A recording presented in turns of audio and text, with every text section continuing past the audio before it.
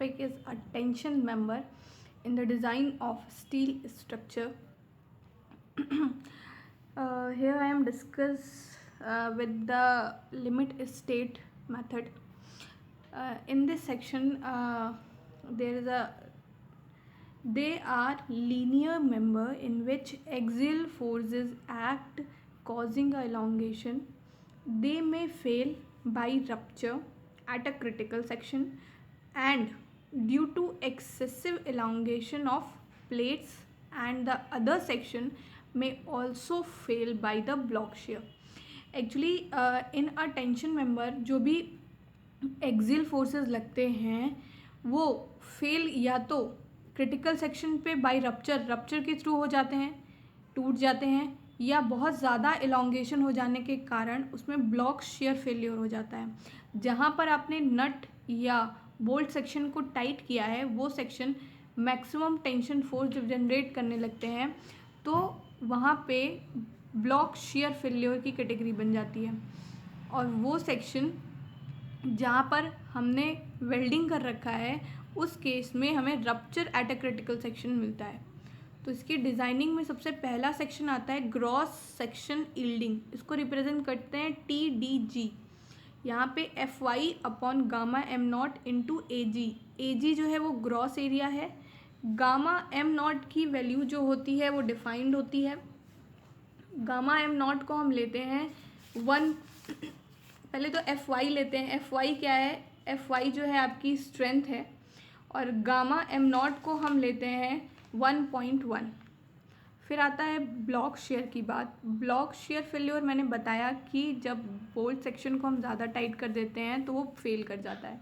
अगर वहाँ पर सेक्शन फेल हो रहा है तो TDB ब्लॉक शेयर फेल्योर के कारण जो यहाँ पर पूरा एक फॉर्मूला बनता है FY upon √3 gamma M not AVG plus 0.9 FU upon gamma M1.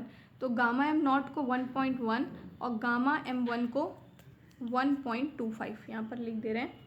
Gamma M not को 1.1 और गामा M1 को 1.25 वैल्यू जो है वो हम डिफाइन करते हैं. इसके बाद आगे दिया हुआ है net section rupture of the plate. इसको करते हैं TDN. TDN is 0.9 FU upon gamma M1 area of the net. Area of the net इस तरीके से निकालेंगे. आपने स्टैगर्ड सेक्शन के बारे में सुना होगा शुरुआत में. अगर स्टैगर्ड सेक्शन की बात करें और मान लिया बोल्ट सेक्शन इस तरीके से है हमारा,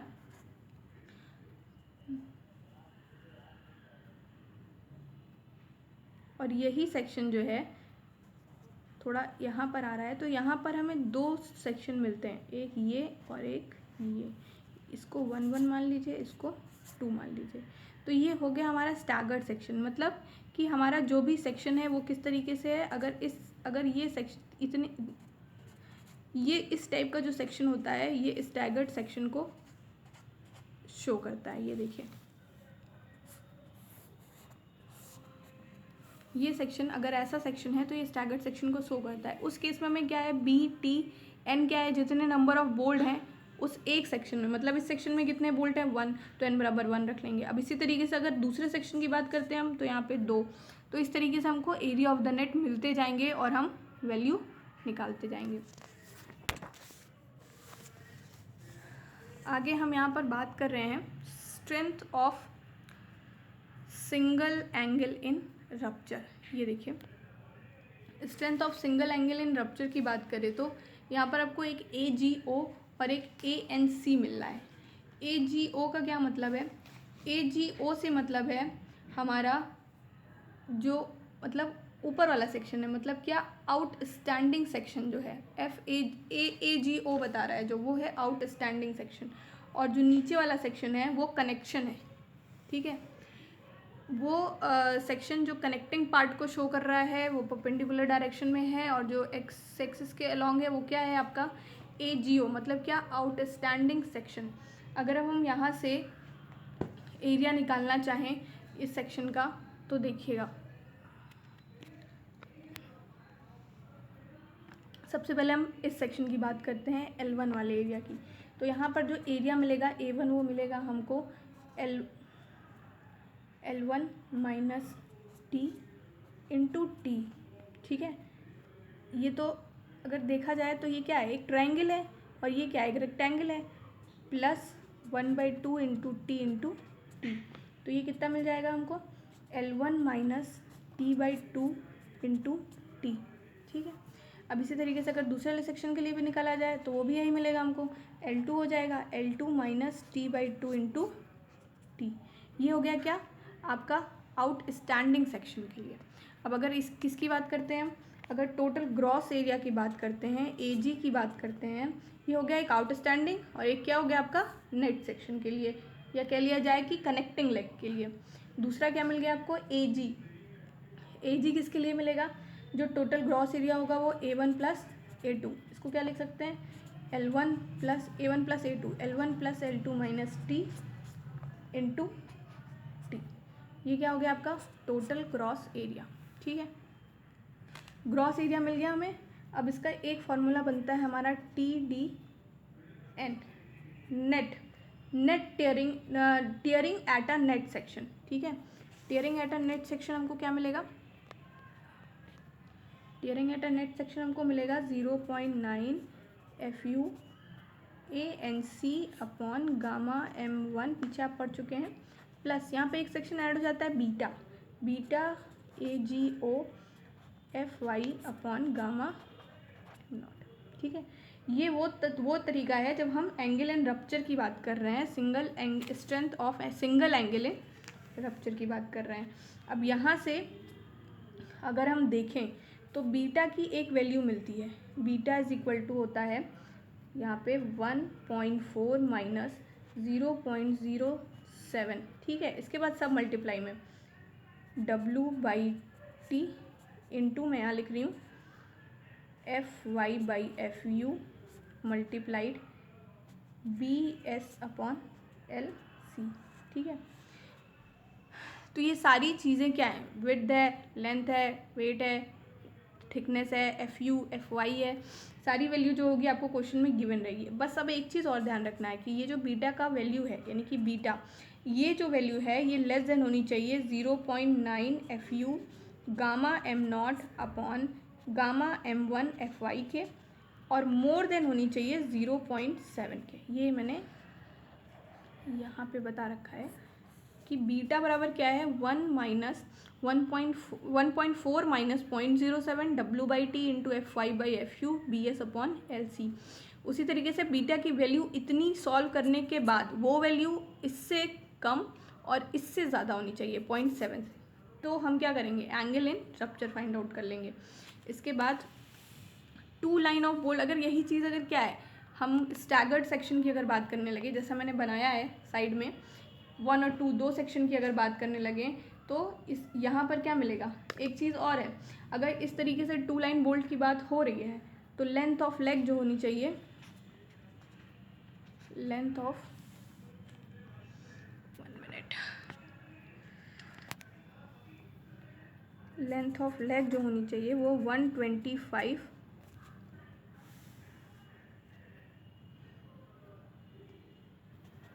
mm होना चाहिए। ठीक है, अब अगर हम इसको फाइंड आउट करना चाहें तो किस तरीके से फाइंड आउट करेंगे, देखिएगा आप, ये देखिए AGO कितना मिलेगा, सबसे पहले तो हमको L, अगर किस सेक्शन के लिए, आउटस्टैंडिंग की बात कर रहे हैं हम, ये वाला आउटस्टैंडिंग होता है L2 minus T/2 multiplied by T। ठीक है, अब हम ANC कनेक्टिंग लिंक की बात करते हैं। अगर कनेक्टिंग लिंक की बात करेंगे तो पहले हमको 2 सेक्शन देखना पड़ेगा, पहले ये वाला सेक्शन और उसके बाद ये वाला सेक्शन। तो इसका क्या मतलब हुआ, जो भी इन दोनों में से मिनिमम मिलता है हमको, area of the net at 1 and area of the net at 2। ठीक है, इस तरीके से मिलेगा हमको। अब अगर मिनिमम इसको निकालना चाहें तो क्या हो जाएगा, बस जो पहले आप कनेक्शन चैप्टर में पढ़ चुके हैं, into T minus D into T। ठीक है, और दूसरा क्या मिल जाएगा हमको, यहाँ से कॉमा लगा दीजिए, और यहाँ पर क्या मिल जाएगा, L1 minus T/2 into T। ठीक है, minus 2DN into T plus PI का square upon 4G into T। ठीक है, तो इस तरीके से ये हमको मिलने लगेगा। और हम स्टैगर्ड सेक्शन भी इसी तरीके से सॉल्व कर सकते हैं। L1 minus T by two into T minus D N into T, ठीक है, ये पहला मिल गया हमको। और दूसरा क्या मिल जाएगा, L1 minus T by two into T minus 2dn into T plus, क्यों, क्योंकि यहाँ पर 2 वोल्ट हैं तो हमें दोनों पे सेक्शन पे फाइंड आउट करना पड़ेगा, ठीक है। इसके बाद आगे चलते हैं और ये देखते हैं ये क्या लिखा हुआ है। यहाँ पर लिखा हुआ है कि अगर बोल्टेड कनेक्शन है और वेल्डेड कनेक्शन है, दोनों के टेंशन मेंबर की कैसे हम वैल्यू फाइंड आउट कर रहे हैं। देखिए अगर बोल्टेड कनेक्शन है, ठीक है, तो यहाँ पर क्या वैल्यू आई है, वहाँ तक वैल्यू लेते हैं जहाँ तक आपने वेल्डिंग स्टार्ट की है, उसी तरीके से इसमें भी वहाँ तक वैल्यू लेंगे जो स्टार्ट की है हमने। तो यहाँ पर जो बी एस मिलेगा हमको, जो हमको बीटा वाले सेक्शन में रखना है फॉर्मूले में, वो बी एस कितना मिलेगा, B S is equals to मिलेगा यहाँ पे डब्लू, ये तो डब्लू पूरा, और उसके बाद यहाँ तक वेल्डिंग है तो ये कितना हो गया डब्लू प्लस जी माइनस टी। पर इस केस में अपोजिट है, इस केस में बी एस कितना मिलेगा हमको, सिर्फ डब्लू मिलेगा। क्यों, क्योंकि इस सेक्शन की इतनी ही वैल्यू है, यहीं से वेल्डिंग स्टार्ट हो गई है। अब एक चीज़ और बताना चाहूँगी, सेक्शन में एक एल सी करके पॉइंट था, तो एल सी का वैल्यू ये यहाँ पर बना रखा है डायग्राम में, ये देखिए किसी भी 2 वोल्ट के बीच का जो डिस्टेंस होगा लास्ट के, वो ही एल सी की वैल्यू को शो करेगा, लेंथ ऑफ कनेक्शन, ठीक है, लेंथ ऑफ कनेक्शन इतना ही होगा, एंड कनेक्शन की बात होती है ये। अब यहाँ पर देखिए लिख रखा है मैंने, gamma M not 1.1, gamma M one 1.25, W outstanding leg with, B S shear leg with जिसको हमने निकाला भी, और L C length of end connection, thickness of the angle, A N क्या है नेट एरिया और ए एन सी क्या है net area of the connected leg, AgO gross area of the outstanding leg. आगे देखिए आगे मैं बात कर रही हूँ इसमें ब्लॉक शेयर फेल्योर की। Block strength, block share failure कैसे फाइंड आउट करते हैं। ब्लॉक शेयर का कोई बहुत नहीं है। ब्लॉक शेयर फेल्योर क्या होता है, शेयर ये क्या होता है, टेंसाइल और शेयर फोर्स का कॉम्बिनेशन होता है। शेयर फोर्स कहाँ पे लगेगा आपको, अगर इस डायग्राम में देखें तो अगर 2, 1 और 4, 3 इन दोनों को देखा जाए तो शेयर इसी डायरेक्शन में लगेगा एक्स में, पर टेंसाइल फोर्स किधर मिलेगा हमको, 2 और 3 के अलॉन्ग मिलेगा, ठीक। तो यहाँ पर जो लिखा हुआ है, जो एरिया फाइंड आउट करेंगे हम, AVG और AVN, शेयर का जो नेट और ग्रॉस एरिया है वो किसके किसके अराउंड फाइंड आउट करेंगे, 1, 2 एंड 4, 3 इस फिगर में, और इस फिगर में किसके किसके अराउंड फाइंड आउट करेंगे, in this figure we only find out around the 1, 2 in figure 2, ठीक है। यहाँ पर नीचे वाले सेक्शन में हम फाइंड आउट नहीं करेंगे। उसी के बाद अगर हम और ATG और ATN देखें, ठीक है, तो ग्रॉस एरिया किसके अलॉन्ग मिल गया हमको, 1, 2 और 4, 3 के अलॉन्ग, और उसी तरीके से नेट एरिया किसके अलॉन्ग मिल गया, 1, 2 के अलॉन्ग, ठीक है। अब इसी तरीके से अगर ATG और ATN निकालना पड़े तो हमें ATG और ATN दोनों का जो वैल्यू है वो हमको किसके अकॉर्डिंग मिलेगा, इधर भी एक ही है 2-3 सेक्शन के अराउंड, और इधर भी एक ही है 2-3 सेक्शन के अराउंड। तो इस तरीके से हमको यहाँ पे ATG और ATN की वैल्यू मिल जाएगी, ठीक है।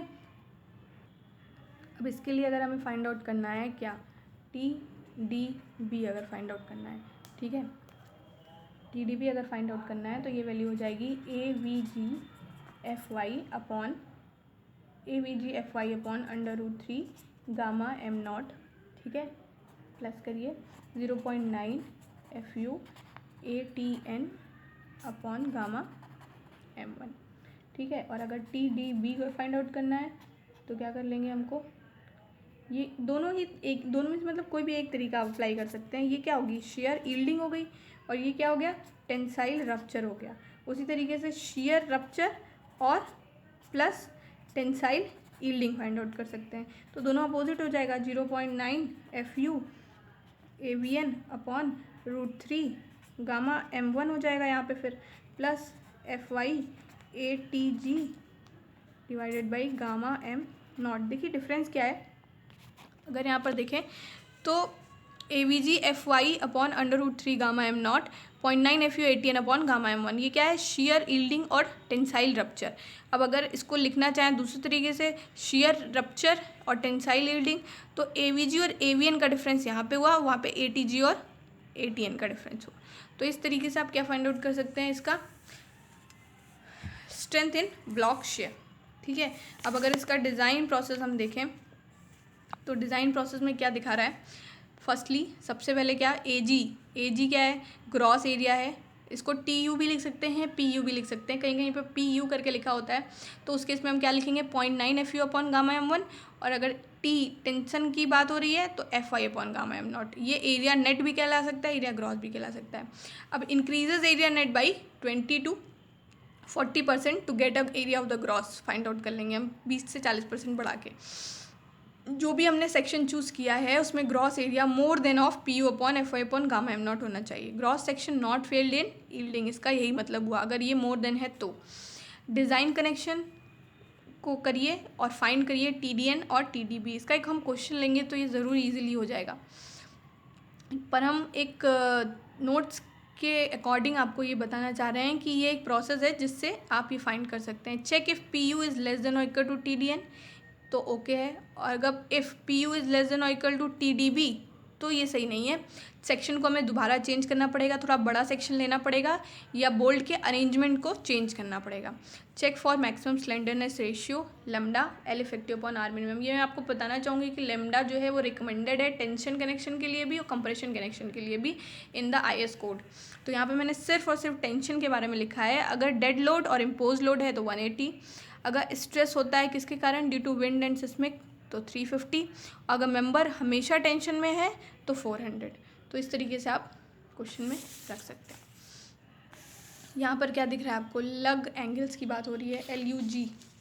ठीक है, LUG एंगल्स की अगर बात करें तो length of the end connection of the tension member be reduced by using the end connection की जो लेंथ होती है उसे रिड्यूस करने के लिए लग एंगल्स का यूज़ करते हैं।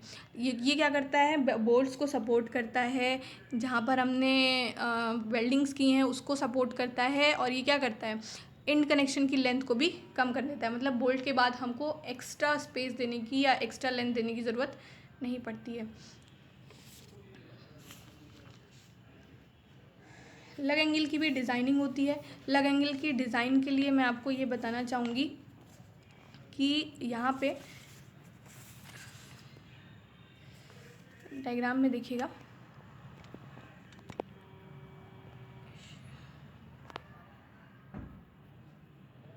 ठीक है, डायग्राम में क्या है, ये पार्ट है आपका, ये लग एंगल है।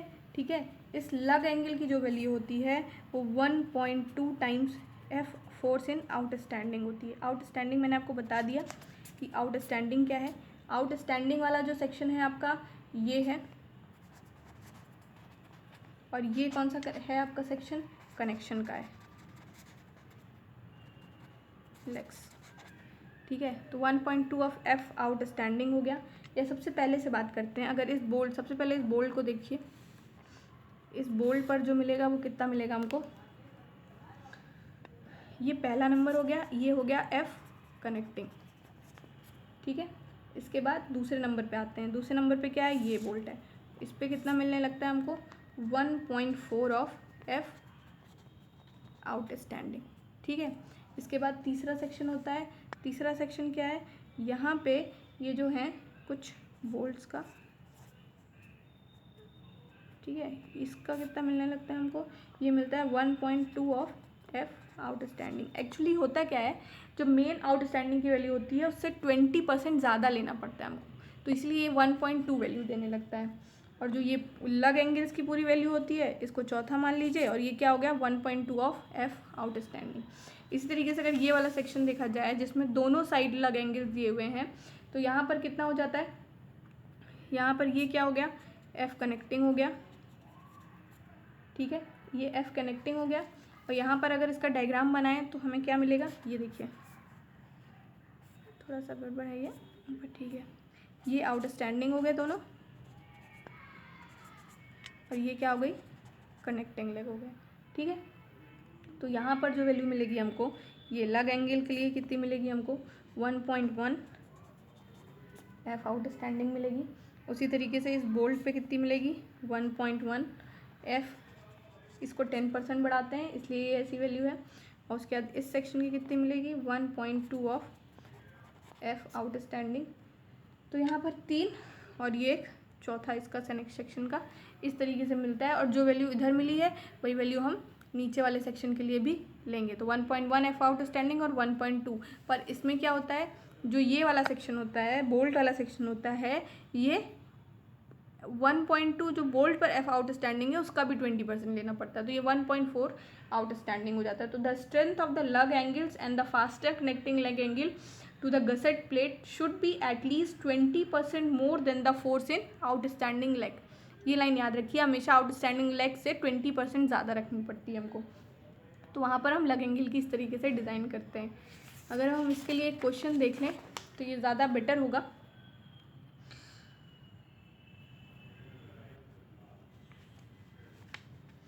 ये देखिए यहाँ पर लिखा हुआ है find the tensile strength 2 ISA 90/60, ठीक है, 6 mm connecting leg gusset plate of 8 mm by 4 mm weld effective length 200 mm।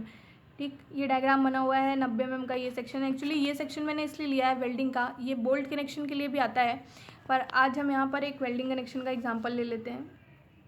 अगर आपको प्रॉब्लम हुई तो आप डिटेल दे दीजिएगा। सबसे पहले हमें क्या निकालना होगा, यहाँ पे इसका तो ग्रॉस एरिया निकालना पड़ेगा सबसे पहले, ठीक है। एरिया ऑफ ग्रॉस निकालते हैं। ये एरिया ऑफ ग्रॉस कितना हो जाएगा, 90, L1 + L2 90 + 60, नीचे कितना है ये यहाँ से, सॉरी ये यहाँ से यहाँ तक 60 mm, तो 90 + 60 - T, ठीक है, इंटू T इंटू 2, क्यों, क्योंकि दोनों साइड पर दे रखा है। तो ये वैल्यू आ गई 1728 mm का स्क्वायर।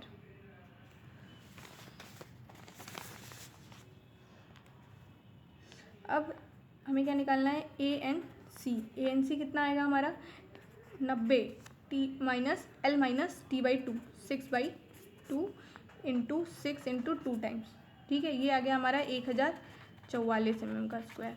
इसके बाद हमें क्या करना होगा, AGO आउटस्टैंडिंग लेग के लिए भी एरिया निकालना पड़ेगा।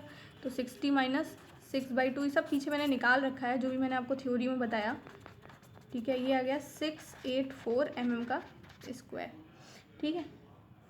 अब सबसे पहले क्या, यील्डिंग में स्ट्रेंथ,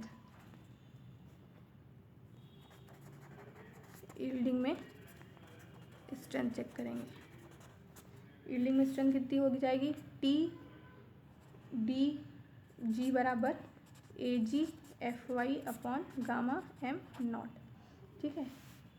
AgFy मतलब 1728 ऊपर लिखा हुआ है, Fy कितना दे रखा था हमारा 250, उसके बाद डिवाइडेड बाई γm0 तो 1.1 होता ही है, और डिवाइडेड बाई 1000 किलो न्यूटन में चेंज करने के लिए 392.73 किलो न्यूटन, ठीक है। ये चेक हो गया आपका किसमें, यील्डिंग में स्ट्रेंथ। सेकंड क्या चेक करना है आपको, बाई रप्चर चेक करना पड़ेगा।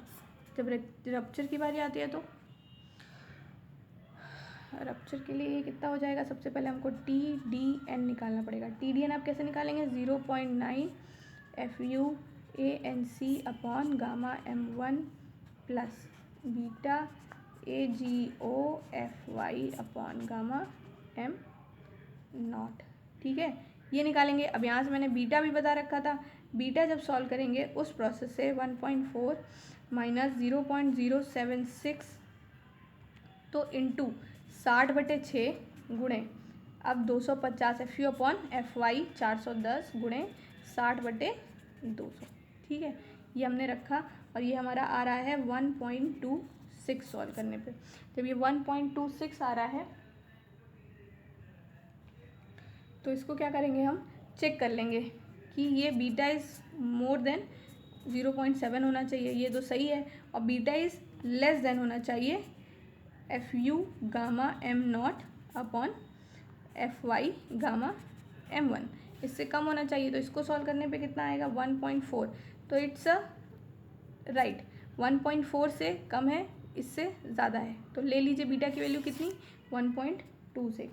अब यहाँ पर 1.26, तो TDN जब वैल्यू रखेंगे हम तो क्या 0.9 इंटू 410 इंटू 1044 1.25 प्लस इसके बाद क्या है 1.26 इंटू 684 इंटू 250/1.1। ठीक है, इसको जब सॉल्व करेंगे, इसको सॉल्व करने पे आ रहा है हमारा आंसर 504.06। ठीक है, रप्चर में चेक हो गया और यील्डिंग में चेक हो गया। क्या बचा हमारे पास? हमारे पास बचा ब्लॉक। ठीक है,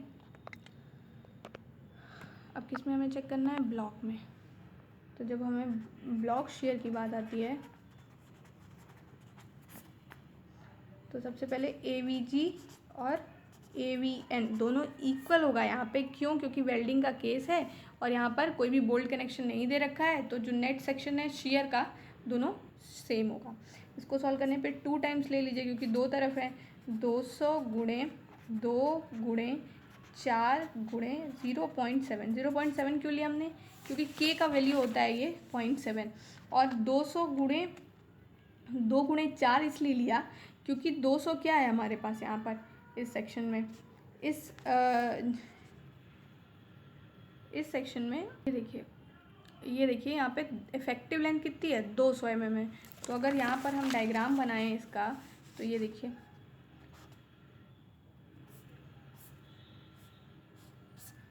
ये कितनी हो गई?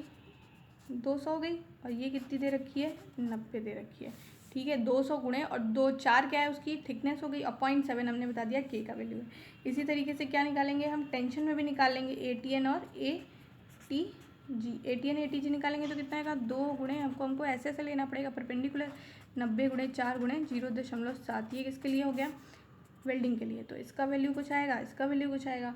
इसका वैल्यू आ रहा है 2240 mm², और इसकी वैल्यू आ रही है 504 mm²।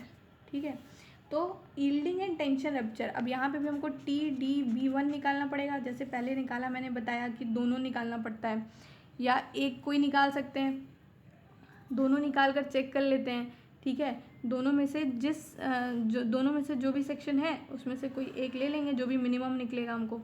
तो AVG FY/√3 gamma m0 plus, इसका फॉर्मूला थोड़ा देखें,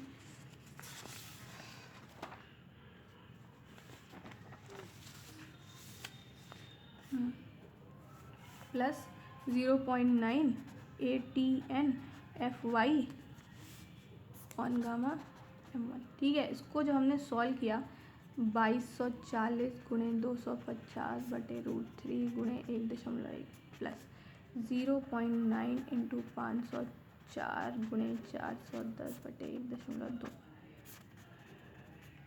ये कितना मिल गया हमको? 442.7 किलो न्यूटन। ठीक है, TDB आ गया 442.7 किलो न्यूटन। और स्ट्रेंथ ऑफ टेंशन मेंबर फिर कितनी हो जाएगी? Strength of tension member. ठीक है, अब देखते हैं कौन कम है। ये आ रही है 442, ये आ रही है 504, और यहाँ पे कितनी आई है हमारी? 392.73। तो मिनिमम कौन सी हो गई तीनों में से? TDG, TDB और TDN में, नेट वाले रप्चर वाले में से यील्डिंग वाली सबसे कम थी, तो हम कितना ले लेंगे? 392.73 किलो न्यूटन। ठीक है, ये क्या हो गया हमारा इस सेक्शन का आंसर हो गया। ठीक है, अगर फ्रेंड्स आप लोगों को कोई प्रॉब्लम है इसके सेक्शन में, तो अब लिमिट स्टेट डिज़ाइन से ही सवाल आते हैं, और आप लिमिट स्टेट सेक्शन के लिए अपनी इंक्वायरी या मैसेज इसमें रख सकते हैं, और कोई भी क्वेश्चन इसमें पुटअप कर सकते हैं। So thank you and watch this and subscribe this channel.